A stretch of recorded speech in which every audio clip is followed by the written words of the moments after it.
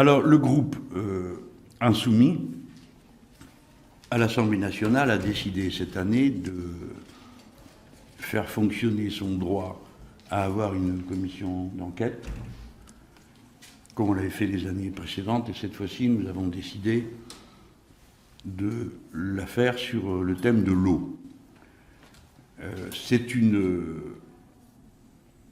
Bon, donc cette commission est constituée, elle sera présidée par Mathilde Panot, qui, avec Loïc Prudhomme et dans notre groupe, les personnes qui ont en charge les questions très directement liées à l'écosystème, sous un angle ou sous un autre.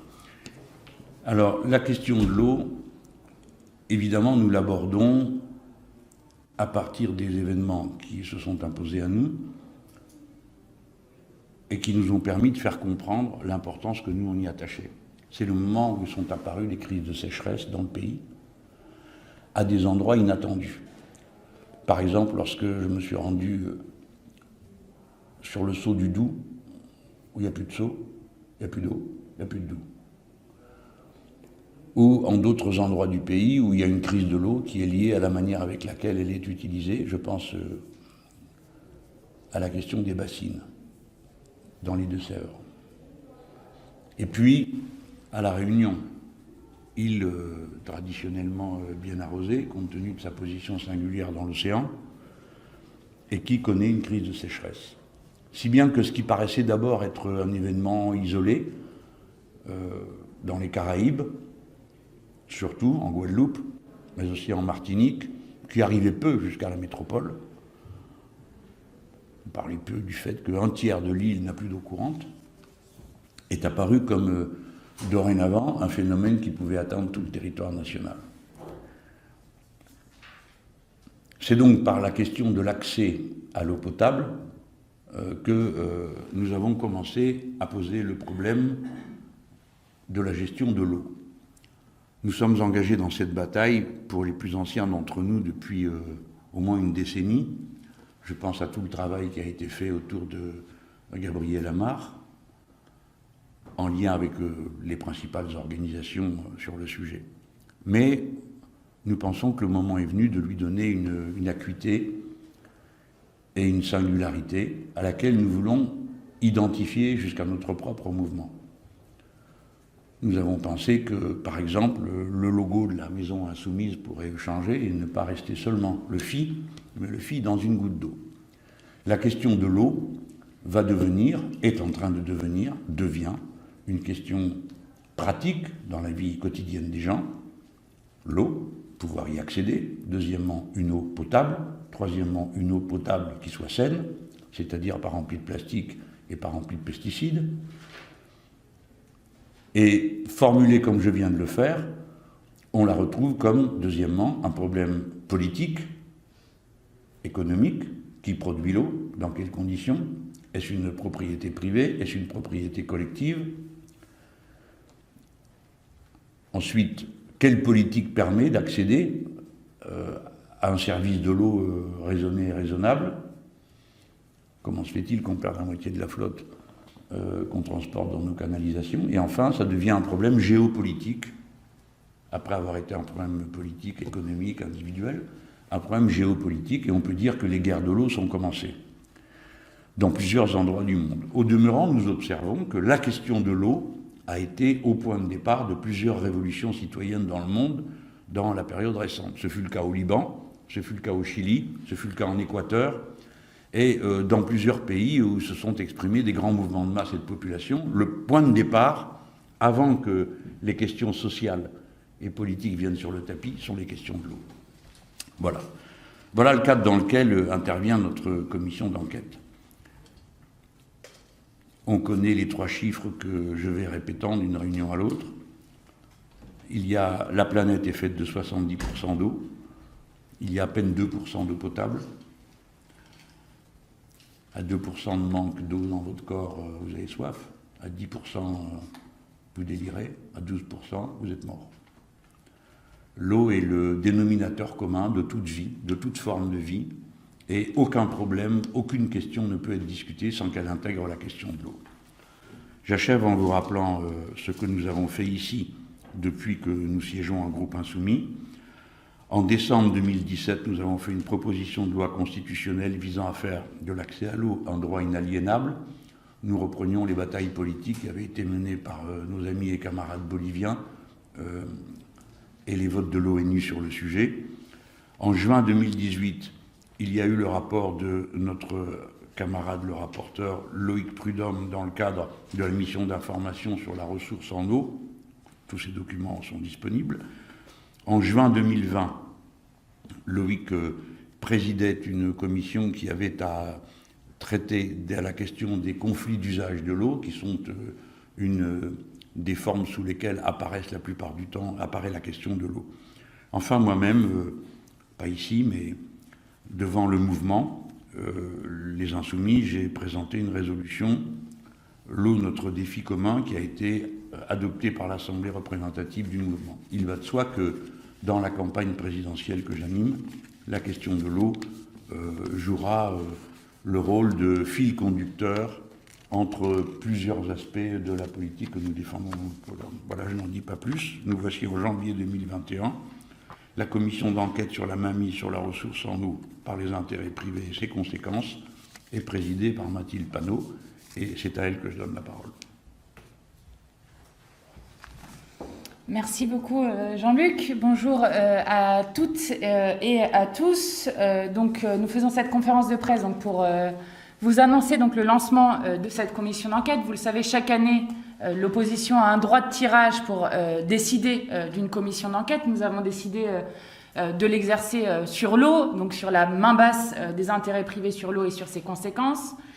Jean-Luc Mélenchon a rappelé la suite de longues batailles que nous avions menées sur cette question et dont cette commission est la suite, et qui réaffirme pour le groupe Insoumis l'idée que l'accès à l'eau et à son assainissement est le grand défi de notre siècle. Aujourd'hui, l'eau est une ressource qui est une ressource en danger, d'abord du fait du dérèglement climatique et des crises écologiques, avec une raréfaction de l'eau qui pourrait aller en 2070 jusqu'à moins 50% du niveau des nappes phréatiques qui baisserait, et une mise en danger aussi par son accaparement par des multinationales qui mettent en danger la ressource en eau potable. Je rappelle que la ressource en eau potable est seulement de 1% sur notre planète, donc est extrêmement restreinte sur le volume d'eau totale terrestre, et donc il nous paraissait extrêmement important d'avoir pour objectif dans cette commission d'enquête d'examiner et de faire la lumière sur les différents aspects de la main basse sur l'eau, la corruption qui en découle, la prédation, la mauvaise gestion de l'eau par des opérateurs privés, ainsi que le rôle de l'État et de ses conséquences. Alors, dans cet accaparement, on le retrouve à toutes les étapes de l'eau, directement dans les nappes phréatiques, jusque dans la gestion, et avec des conséquences démocratiques extrêmement fortes, puisque le marché de l'eau est aujourd'hui un marché extrêmement juteux et opaque. Il y a eu de nombreux scandales de corruption sur cette question. 3 multinationales principales se partagent aujourd'hui le marché de la gestion de l'eau, créant 25 milliards d'euros générés par ce marché, donc partagé par Veolia, Suez, Ondeo et l'Assor. Et la Cour des comptes, qui n'est pas une officine insoumise, ça ne vous aura pas échappé, la Cour des comptes estime que cette gestion privée de l'eau correspond à un coût qui est en moyenne 10% de plus qu'une gestion publique. Et ce chiffre est encore plus élevé selon certaines des associations et des collectifs qui travaillent sur cette question. La gestion privée de l'eau aujourd'hui est en recul dans notre pays, preuve que le privé n'est pas plus efficace et meilleur, comme on aime le dire généralement dans la doctrine libérale, puisque aujourd'hui il y a plus de contrats publics que de contrats privés. Il n'empêche que il reste encore 60% de la population qui a une gestion aujourd'hui privée de l'eau, avec de nombreux effets sur les usagers, de contrats léonins, de clauses abusives, et j'en passe, avec notamment des versements de dividendes qui ne sont pas reversés dans les réseaux, et on se retrouve avec pour le coup des conséquences écologiques extrêmement fortes, non seulement sur l'accaparement de la ressource, puisque je disais que certaines transnationales vont jusqu'à pomper directement dans les nappes phréatiques. C'est le cas de Nestlé à Vittel ou de Danone à Volvic, ou encore de Cristalline qui a été mise en cause récemment pour des questions de pollution, donc qui mettent à mal déjà la ressource, la quantité et la qualité de la ressource qui est disponible, avec des prix d'eau en bouteille qui sont 100 à 300 fois plus chers que l'eau qu'on a en robinet, donc avec des factures qui sont faites aux usagers qui sont extrêmement fortes, et donc des conséquences qui pour nous sont extrêmement importantes, qui est que le droit humain à l'eau, qui a pourtant été reconnu par l'ONU sous l'impulsion de la Bolivie, le droit humain à l'eau n'est plus respecté aujourd'hui dans le monde et encore aussi dans notre pays. En France, vous avez 300 000 personnes qui n'ont pas accès à l'eau courante. Vous avez 2 millions de personnes qui ont des difficultés à payer leurs factures ou des difficultés à avoir accès à une eau de qualité et saine. Et l'ONU estime que d'ici à 10 ans, en 2030, il y aura 4 milliards de personnes dans le monde qui auront des restrictions chroniques d'eau. Donc là, nous sommes en train de parler d'une situation extrêmement grave. Jean-Luc Mélenchon rappelait l'importance de l'eau dans toute vie, dans toute économie, dans tout ce qu'il y a.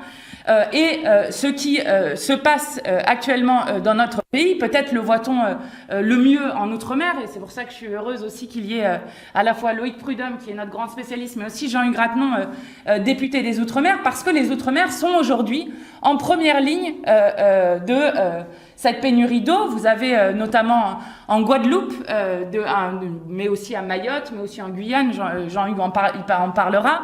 Mais vous avez en Guadeloupe 44 écoles qui ont dû fermer à la rentrée parce qu'il n'y avait pas d'eau dans les écoles. Vous imaginez ce que ça veut dire si ça s'était passé en métropole, des parents qui ne pouvaient plus envoyer leurs enfants à l'école parce qu'il n'y avait plus d'eau, des coupures d'eau absolument incessantes en Guadeloupe notamment. Et il se trouve que qui gérait l'eau en Guadeloupe? Eh bien, il se trouve que c'était Veolia qui gérait l'eau en Guadeloupe et que lorsqu'ils sont arrivés, il y avait 18 millions d'excédents et que lorsqu'ils sont repartis 15 ans après, il y avait 100 millions d'endettement. Alors la question de savoir où est passé l'argent et de savoir quand même, quand on a des conséquences écologiques dont je vous parlais, qui fait qu'en métropole, vous avez 1 litre sur 5 qui est perdu en gaspillage parce qu'ils ont sous-investi dans les réseaux, et qu'en Outre-mer, on monte à 1 litre sur 2 qui est perdu dans les canalisations. Eh bien, la question de savoir de ce qu'a fait Veolia est quand même extrêmement importante. Je vous le dis quand même pour que vous réalisiez ce que ça veut dire pour la vie des gens et ce que ça veut pouvoir dire aussi pour l'avenir, puisque, je le disais, l'Outre-mer est en première ligne.